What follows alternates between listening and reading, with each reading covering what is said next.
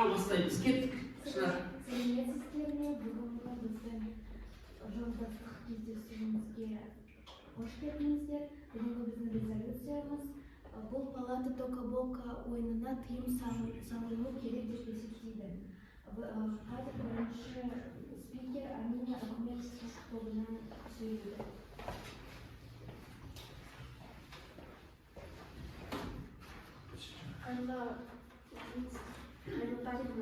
Қарсылығы және көрермендер.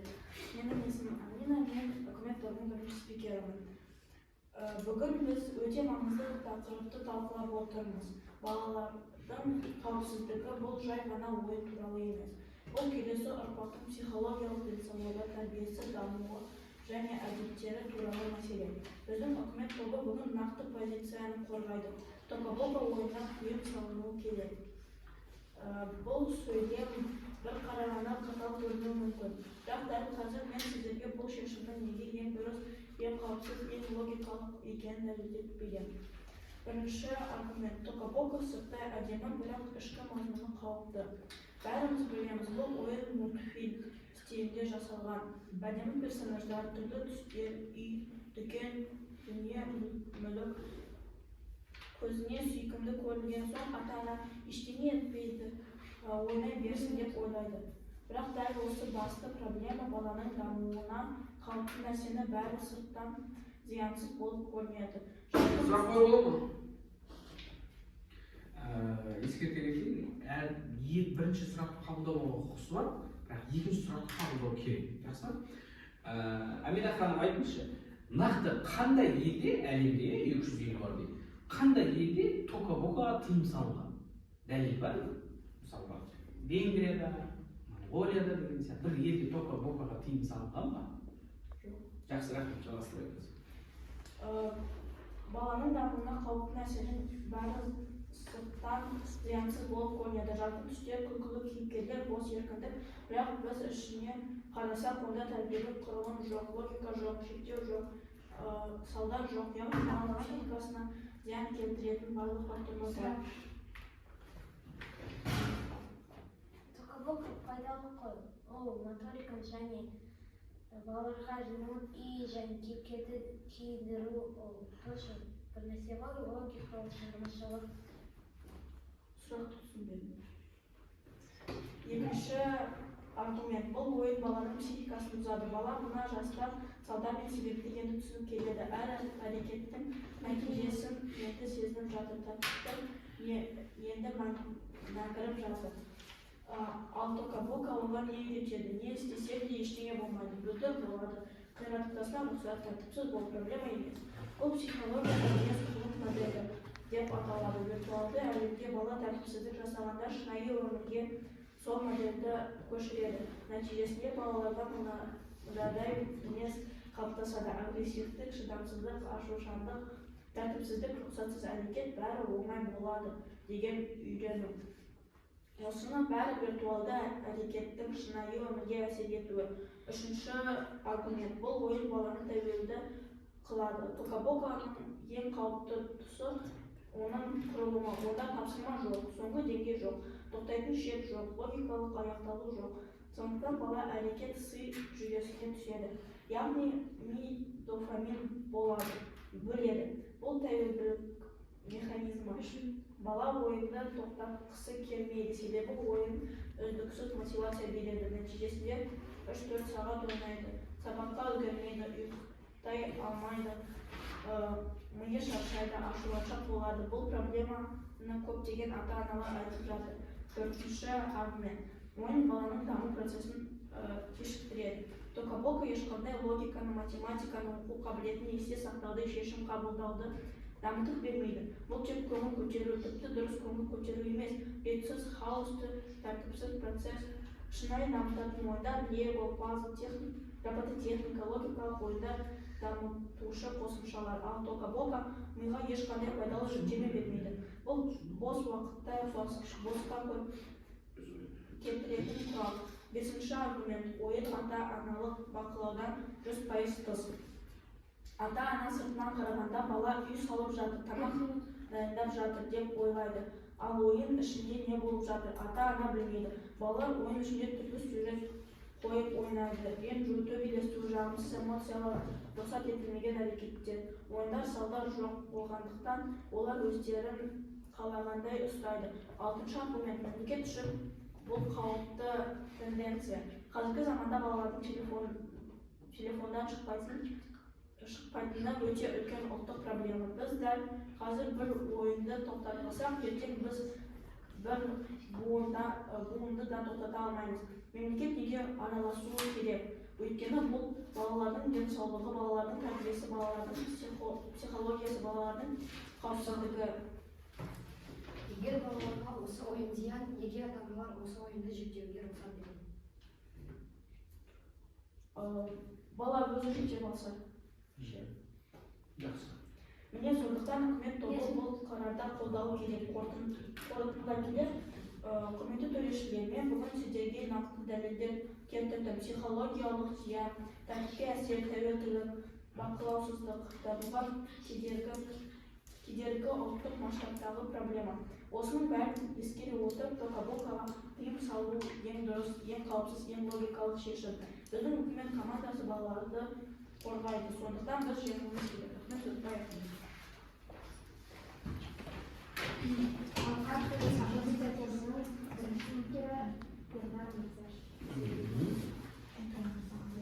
Сіз комитет решения және қатысты менің тұмды және филиал мен оппозиция тұрғына бірінші спикері. Бүгін мен сіздерге Токабоканың тыйым салынбауы керек дегенін дәлелдеймін. Бірінші аргумент ол Токабока агрессия сынбылық және агрессиясыз ойын. Токабока басқа ойындарға қарағанда агрессиясы жоқ. Яғни басқа ойындарда балалар агрессияны стап басқа ойындарға. Яғни екінші аргумент менің Токабока пайдалық. Қандай басқа ойындарды олар агрессиясы? Мысалы, Brawl Stars, солай бар. Балалар бүгін біздің кезеңде солай соны ойнайды. Екінші аргумент Токабока пайдалық. Өйткені Токабоканың бала үй салып, сюжет тартып, кейіпкерді Ал бала сюжетті дұрыс ойнамаса ше, мысалы төбелесу, буллинг, агрессия секілді сюжет болса. Баланың шешімі ғой, балалар не ойнайды, солай істейді. Яғни Токабока фантазияны дамытады.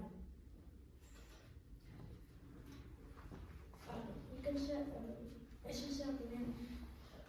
Балалар VPN арқылы кез келген қосымшаны барлығын шектейді. Бұл жасырын қолдануды арттырады және қауіп төндіреді. Токабокада екі минус бар. Бірінші минус Токабоканың оригинальный версиясы ақшаға, екінші минус ол Токабоканы Google-да немесе қалаларға Бала оригинальный версияны скачать етіп ақша кетіреді. Ол ата-аналарға зиян келтіреді ме, қалай ойлайсыз? Бала ол Токабоканың пайда емес па, ол бала өзі шешеді. Токабоканың проблемасы емес па. Дұрыс па? Ол үш сұрақ қана қойылып тұрайық. Айтып бар. Токабока тыйым салуға дәлел жоқ. Ойын пайдалы және қауіпсіз тыйымсыз шешім. Рахмет, мен сіздің аяқталды. Енді қараңыздар да, тоқтатпаңыз керек ме? Қараңыз балалар, көп мүмкіндік бұл жерде. Былайша бірінші екінші спикер сияқты, бірақ үшінші спикерде көп мүмкіндік. Өйткені үшінші спикер бүкіл ойында қателіктерді көріп тұрған. Қателік айтқан, жаңылсып жатқан, соның бәрін айтады. Соның бәрін тауып тұратын, сараптама жасайтын, анализ жасайтын үшінші спикер. Қазір үкімет тобының спикері Хасан Әміржан.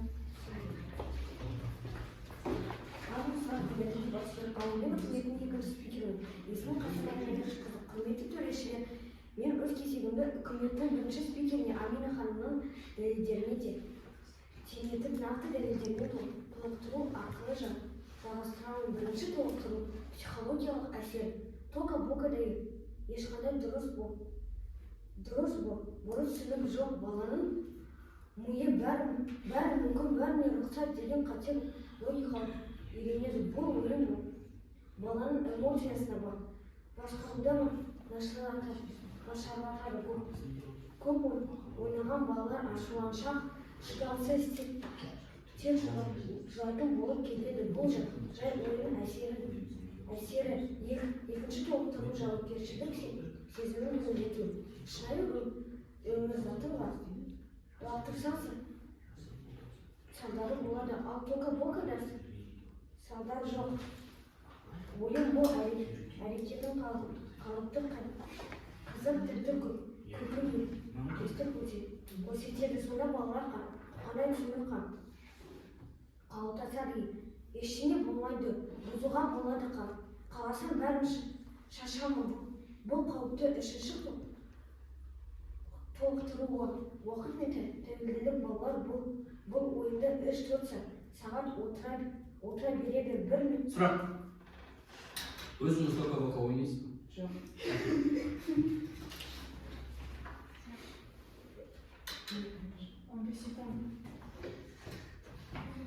Тока-боканың проблемасы емес қой, балалар 3-4 сағат ойнағанда. Тока-боканың проблемасы емес. Неге проблемасы емес? Олар Олар ашық ой. Не үшін ашады олар? балалардан Біледі бар балалар 4 сағат отырады. Өздерін балалар шешім алады. Жақсы. Сұрақ ретінде қойып. Айтайын. бір минутта бір тапсырма жоқ. Ойынын құруын уақытты жеп қояды. Тәуелділік ең үлкен қауіп. Төртінші толықтыру ата-ананы бақылаудың әлсіздігі. Ойынның ішіндегі дүкенген заттардың контентті толық бақылау емес. Балалар тіпті өздеріне ойдан сюжет құрастырып, ал кей сюжеттер жаман мінезге қауіпті мүмкін. Мысалы, күресу, буллинг және дұғалы сөздер айту. Балалардың психологиясына әсері тока-бока ойнан кейін жағдайда балалардың Сұрақ. Сонда сіздің ойынша, сіздің топтың ойынша, тока-бока ойынына тыйым салу керек, тыйым салу керек.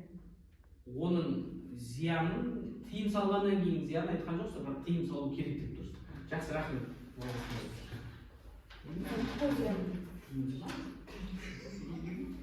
әсері етуі мүмкін. Оның ішіндегі шексіз еркіндік пен шынайы өмірмен байланысты жоқ сценарийлер балалардың шынайылығын алыстырады. Уақытты босқа өткізу. Балалар осы ойында ұзақ уақыт отырса, сабаққа оқуға, шаңдылыққа, спортқа уақыт бөлмей қояды. Бұл олардың дамуына кедергі кешеді. Осы уақытта көп істер істеуге болады. Мысалы, кітап оқу. Тәрбиеге кері әсер кейбір ата-аналар ойын ішіндегі кейіпкерлердің әрекеттері мен сезіміне орынсыз деп есептейді. Бұл баланың құндылықтарына әсері етуі мүмкін. Тәуелділік қауіпті. Тока-бока баласының оңай баурап алады. Ұзақ ойындағы сайын балалардан ойынға деген тәуелділік пайда болады. Мүмкін қорытынды балалардың денсаулығы мен дамуының қорғау үшін тока-бока сияқты ойындар мен мектеп қою немесе ата-ананың қатаң бақылауымен ғана рұқсат беру керек. Рахмет, сөзімді айтсам.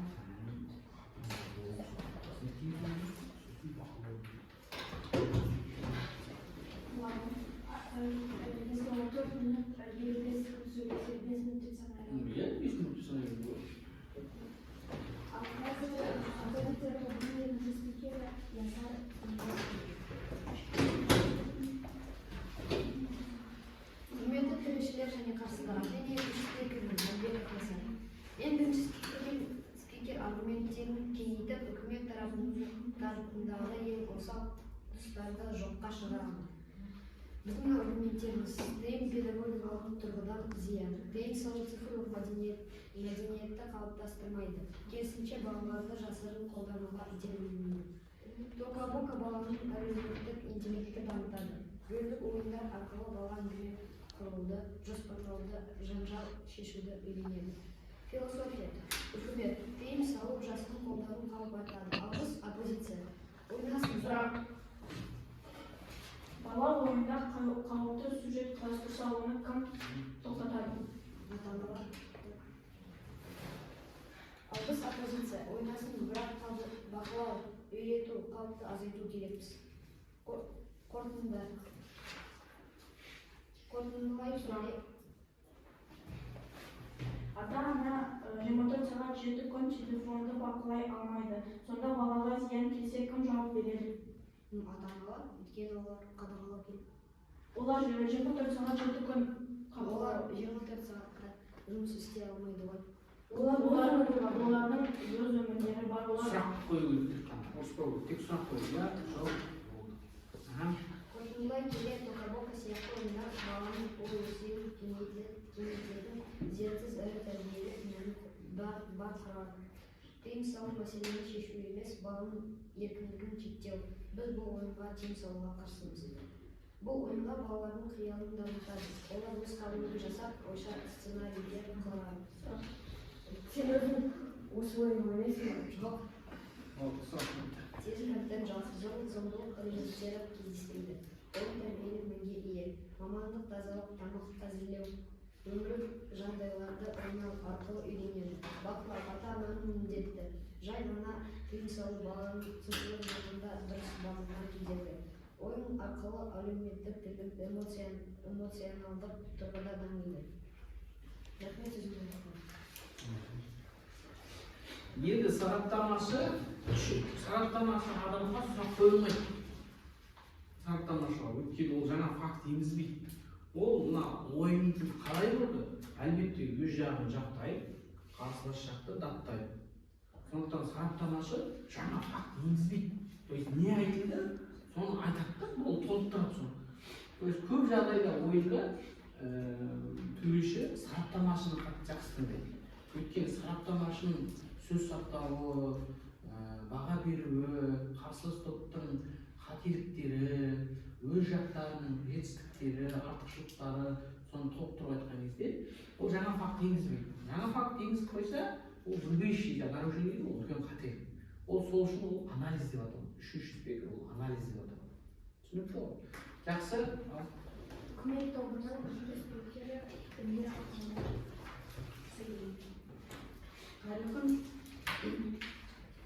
Құрметті Дебат сүйер қауым. Дебат сүйер қауым, менің есімім Эльвира. Мен үкіметтің 3-ші спикерімін. Мен үкіметтің жағын бүкіл аргумент жинақтап, қарсы топтың әлсіз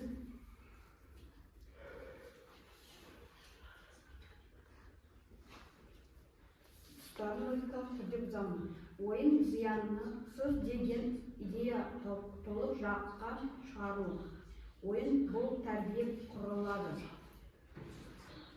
Балалар күнделікті не көрсе, соны қайталайды. Ойын арқылы бала мінез қалыптастырады. Сондықтан ойын зиян деген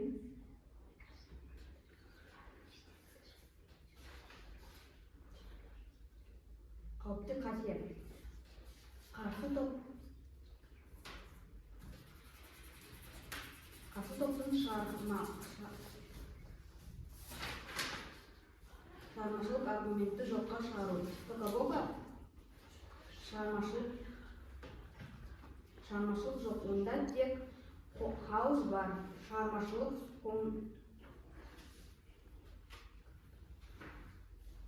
кондуктарды дамиды. Сурет салу дамиды. Пайда логикалық ойында дамыды. Тока-бока тек уақыт өлтіреді.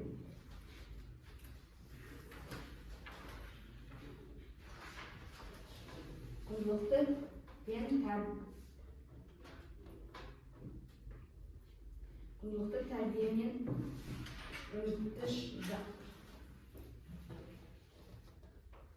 Хafızda баланың тәрбие туралы ештеңе айтпады. Ал біз құндылық, жауапкершілік, психология, тәрбие сияқты нақты мәселені көрсетіп отырмыз. Уақыт та басқа кетіреді. Балалар көп уақытын экран алдында өткізіп, шынайы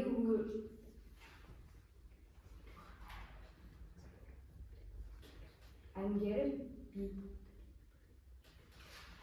байланысып азаяды. Тока-бока өте тарайды ойын. Бұл балаларға ойынға тәуелділікке салай келе мүмкін. Ойын балаға виртуал әлемге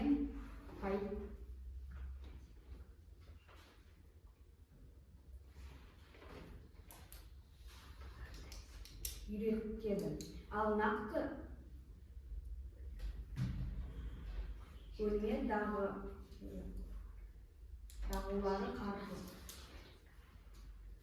қалыптаспай қайтуы мүмкін. Тока-бока бала не істеп жатқанын ата-ана үнемі бақылай алмайды. Көз және денсаулық зиян, ұялы телефонына немесе планшет арқылы ұзақ ойнауы баланың көрісу қабілетін және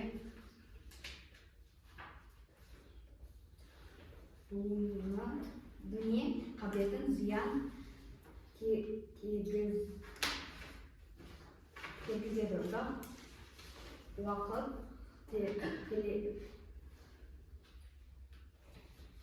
телефоннан немесе планшеттен қарап ойнау баланың көру қабілетін зиян келтіреді. Сонымен қатар отырға қалпы бұзылып мойын мен артқан ауруына алып келеді. Бала көп уақытын ойынға жұмсап, сабаққа көңіл бермейді. Уақыт өте келе сабаққа қызығушылығы төмендейді. Үлгерімі азаяды. Мен сөзімді аяқтадым.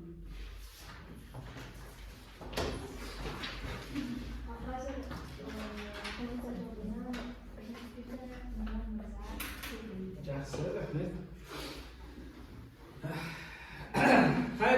Қайырлы таң, құрметті демократия қауым және аса құрметті менің қарсыластарым. Сіздерге сәттілік, өзімізге жеңіс тілейміз. Аса құрметті сөйлеуші мырза, ханым және таймкипер. Жақсы, бүгінгі ең бірінші өзімді таныстыра кетсем, оппозиция тобының үшін спикері Нұржан мырза болған. Ең бірінші ойынның ережесімен ойлайтын болсақ, бірінші резолюцияны айтып кетемін. Бұл палата тока-бока ойынына тыйым салыну керек деп санайды. Жақсы, резолюцияға ешкім қарсы емес, резолюцияға қарсы алмаймыз, дұрыс. Екінші дефиниция. Дефиниция деген не? Түсініктеме беру. Бұл палата түсінікті, тока-бока әлемде кең тараған ойын. орташа есеппен бір күнде 10 миллион 70 миллион адам ойнайды бір күнде. Үшінші, тыйым салуды тоқтатады деген сөз. Статус-кво қалыптасқан жағдай. Бүгінгі таңда Токобоканың зияны көп дегенді айтты, бірақ нақты ғылыми тұрғыда ешқандай айтқан жоқ, оны көбінесе айтатын ата-аналар. Енді өзінің негізгі функциясы сараптамаға келетін болса, сараптаманы қарсылас топтан бастайтын болсақ, Амина бірінші ханым, үкімет бірінші ханым Амина ешқандай елде Токобока тыйым салынбаған. Сұрақ қойдық, тыйым салынды ма деп жоқ деді. То есть қараңыз, әлемнің дамыған елдері. Біз әлемнің бізге дейін мықты дамып кеткен елдер бар. Және бізден кейін артта экономикалық жағынан төмен мемлекеттер бар. Сонымен қатар діни мемлекеттер бар.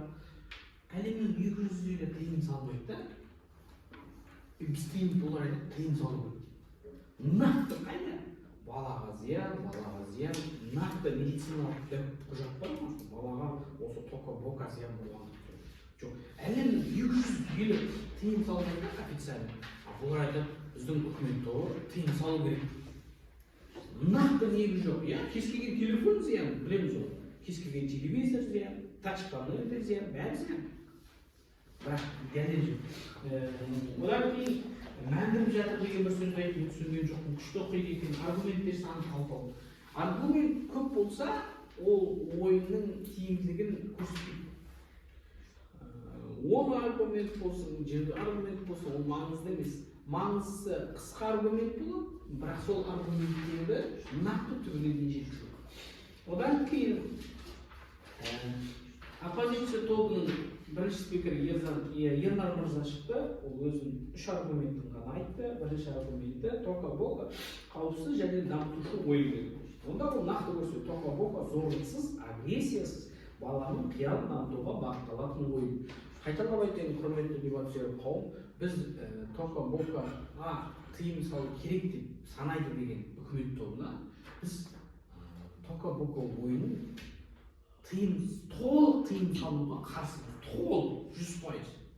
Біз оны шектеу, азайту, бақылау позициясын ұстанып тұрмыз. Біз толық тыйым салу керек демейміз, бірақ ішінара тоқтату керек, ішінара уақытын бақылау керек. Екінші, Ернар Мырза айтты, тыйым салу, екінші аргумент, тиім саясат. Балалар VPN арқылы кез келген қосымша бәрі жүктеп алады. Қалай тыйым салайын деп жүрсің? Одан айтсаңда телефон тартып алайық, болды ғой. Қалай сен тыйым саласың, түсіндіріп берші. Или кнопочный телефон алып береміз деп айтты. Болды. Или телефон тартып аламыз деп айтты. Или Қазақстан Республикасында вообще интернет сөйлетіп тастаймыз деп айтты. Или кнопочный телефон деп айтты. Болды. Тыйым саламыз, зиян. Зиян екенін білемін дейін, тағы қайталап айтты. Телевизорда зиян. Бәрі зиян. Бірақ нақты механизм ешкім айтқан жоқ. Нақты қалай тыйым салады? Міне бұлай алаңда, бұлай ләптіріп тастайды. Вообще Қазақстанда интернет өшіріп тастайды. Деп айтқан жоқ та, тыйым зиянын айтты. Зиянын айтты, молодец. Бірақ қалай тыйым салады? Механизм болды, тыйым салу механизмдер болды. Бірнеше 3 жасқа дейін балаға тыйым саламыз. Бірден кейін 5 жылда 8 жасқа дейін. Біз деңгейлеп деп. Ондай айтқан жоқ. Үшінші аргумент айтты Ернар Мырза, негізгі проблема ойын емес, дұрыс реттеудің жоқтығы. Токобока аты айтуға күшті болғасын, сол ойынға. Одан да басқа толып жатыр ғой ойында. Қайталап айтты, негізгі проблема ойын емес, оны дұрыс реттеудің жоқтығы деп айтты. Экран уақыты барлық ойындарға ортақ мәселе. Сондықтан Токобока кінәлі ету дұрыс емес. Токобока ойында басқа цвет болып, басқа ойындарда басқа цвет шықпайды, бәрінде бір телефонда болып жатыр. Неге именно Токобокаға қатып қалынды? Оны именно Токобокаға тыйым салу, ол дұрыс емес. Өз қорытындысынан мынандай сөздер айтқан болды. Токобока тыйым салуға дәлел жоқ. Дәлел, конкретті дәлел көрсетуші. Зиянын, молодец, 6 зиянын айтты. Екінші спикер даже не айтарын білмеген. 6 зылдат айтып бет, 6 аргументті, молодец. Бірақ біреуінде дәлел көрсеткен жоқ. Қалай жоятын дәлел көрсеткен. Ойын пайдалы және қауіпсіз. Тиімсіз шешімге бар. Одан кейін Аружан шықты, екінші спикер толықтырды. бірақ тыйым салу керек, сонымен қатар бақылау керек деген сөзді айтып қалды. То есть ол айтты, тыйым салу керек деп. Және ең соңғы сөзінде ол айтты, бақылау керек деп. Бақылау керек деген позицияны біз ұстанып отырмыз. Біз толық тыйым тоқа-боқаға тыйым салмаймыз. Егер біз тыйым саламыз деп айтсақ, олармен келісіп тұрмыз. Біз айтамыз оны бақылау керек, ішінара тоқтату керек, қадағалау керек деп тұрмыз. Түсініп тұрсыздар ма? Сондықтан Аружан ханым айтып қалды, басында тыйым салу керек деді, аяғында айтты, оны бақылау керек деді. Бақылау керек болса, онда тыйым салу деген сөз не қажеті бар? Бақылау мен тыйым салу екі бөлек. Аяжан. Енді ары қарай Ясар мырзаға келетін болсақ, оппозиция тобының екінші спикері, ол былай қайтарып Ердан мырза өзінің бірінші спикері айтқан, Эльвира ханым, тыңдап тұрмыз, бұл сізге өте маңызды. Бірінші спикер Ердан мырза айтқандарды толықтырды. Тыйым деді, педагог тұрғыдан зиян деп толықтырды, педагогикалық тұрғыдан. То есть баланың психикасына кері әсер етеді. Тыйым салу цифрлық мәдениетті қалыптастырмайды. Кешіріңіздер, сіздер Түркменстан, Солтүстік Корея, Куба, Венесуэлада өмір сүресіздер. Интернет, Осы сөйлеп беріңіз. 7 рет сөйлеп тастады. Қате, сіз ескертіп отыруыңыз керек, асықпай сөйлеп алып. Сондықтан біздің философия, үкіметтің сөзі былай болып, тыйым салу, жасырын қолдану қауіп тартады. Тыйым салу арқылы балалар жасырын қолдану арқылы ата-анасының агрессия пайда болады. Ата-анасы ұрсап, екеуіңіз қақтығыс болады. Екіншіден, оппозиция айтып отыр, біз айтып отырмыз, бақылау керек, үйрету керек, қауіпті екен. Қорытынды тыйым салу радикалды тиімсіз саясат. Тыйым салу деген не ол 21-ші ғасырда бала құқы қайда сонда? Сен ата-анасың ба, сен өзің тәрбиеле баланы, сен үйрет баланы. Тыйым салу ол радикалды тиімсіз саясат. Сондықтан біздің модель нақты, пайдалы және қауіпсіз. Менің уақытым өте аз болып қалды. Айтып отырмын. Ернардың айтқан 3 аргументін біз қалпына келтірдік. Осымен мен өз сөзімді аяқтадым. Тыңдағандарыңыз үшін рахмет. Нұрсәуле ханым. Ойында қарсылас. Ойында қарсылас болсақта. Кім қорытындысы? Мен? Жоқ, жетті. Мұғалім неге? Бүгін үшеуміз үш сөйледіңіз ғой. Мұғалім қорытынды. Қорытындыны жасайтын ана кісі. Мұғалім бірінші жинағанда бізде қорытынды және үшінші спикер болды ғой. Үшінші спикер анау ғой, қараңыз. Бірінші спикер, екінші спикер, үшінші спикер. Сосын бірінші әлде екінші спикер қорытынды. Жақсы, жасаңыз.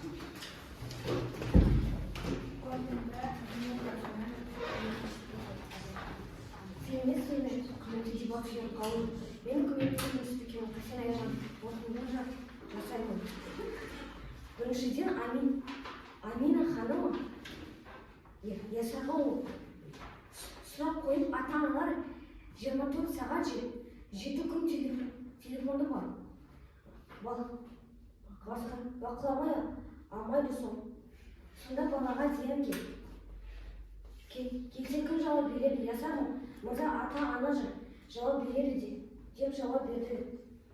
Бірақ ата-ананың өз жұмысы, өз өмірі бар ғой. Және Ернар мырза елгірем дұрыс емес сұраққа жауап берді. Және Амина ханымға өзінің сұрағын айта алмады. Тілі айналып айта алмады. Біріншіден бізде мүлде ұнамайтыны неге мұғалім оқушыларға қарсы ойлайды. Бұл әділ емес. Себебі мұғалімнің тәжірибесі көп сол.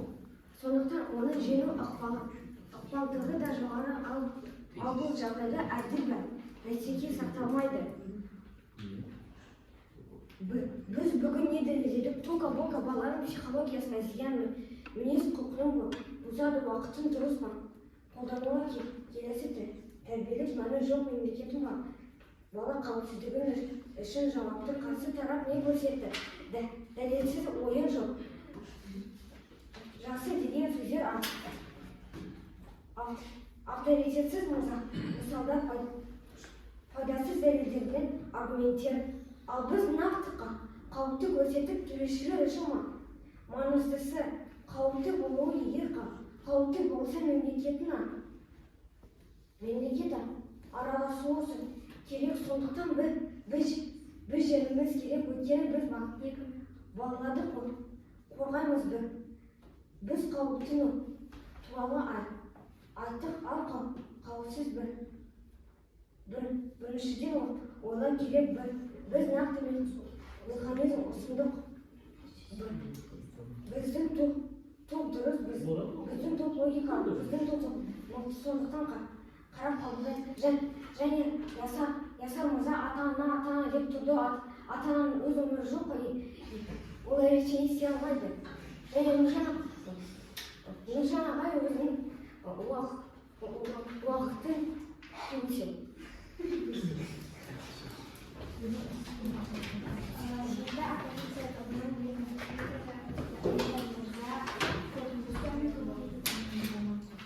Сізде қорқын болмады ма? Айтсын қорқын. Қысқа нұсқа. Тезис Тока-Бокаға тыйым салуға негіз жоқ. Ойын баланың шығармашылығын дамытады және қауіпсіз. Шығармашылық қабілетін дамытады. Ойын рөлдік мобильдеу, ойдан сюжет құрау, үй құру, кейіпкерлер арасындағы диалог сияқты шығармашылық әрекеттерді жасатады. Тока-Бока агрессиясыз, зорлық қауіпсіз орта. Білім беру құралы ретінде қолдануға болады. Балаларға әлеуметтік рөлдерді үйретеді. Дәрігер мен емхана, үлкен мектеп танымдық қабілеттерін арттырады. Мұғалімдер мен психологтар ойын әдістемесін жиі қолданады. Тыйымсыз саясат.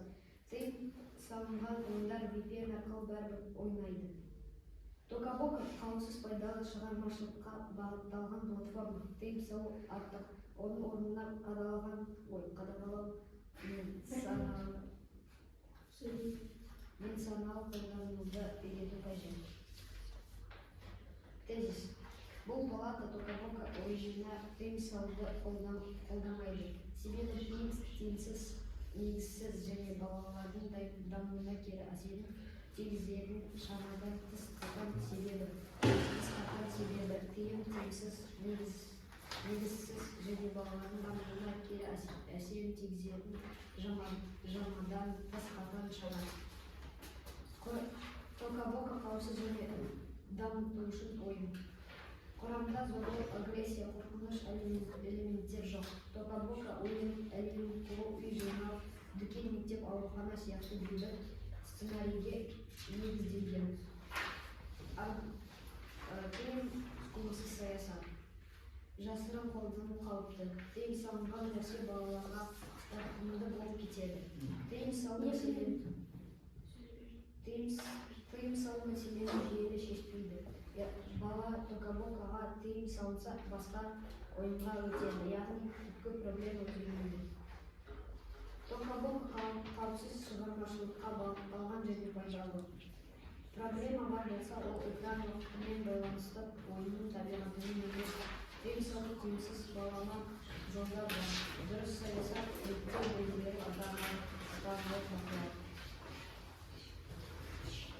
Тока-Бока қауіпсіз пайдалы шығармашылыққа бағытталған платформа. Тыйым салу артық, оның орнына қадағалау мен саналы қолдануды үйрету қажет.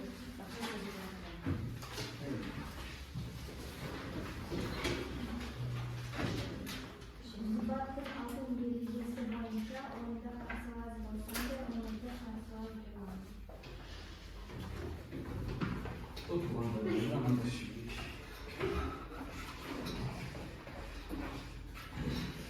Жақсы, мен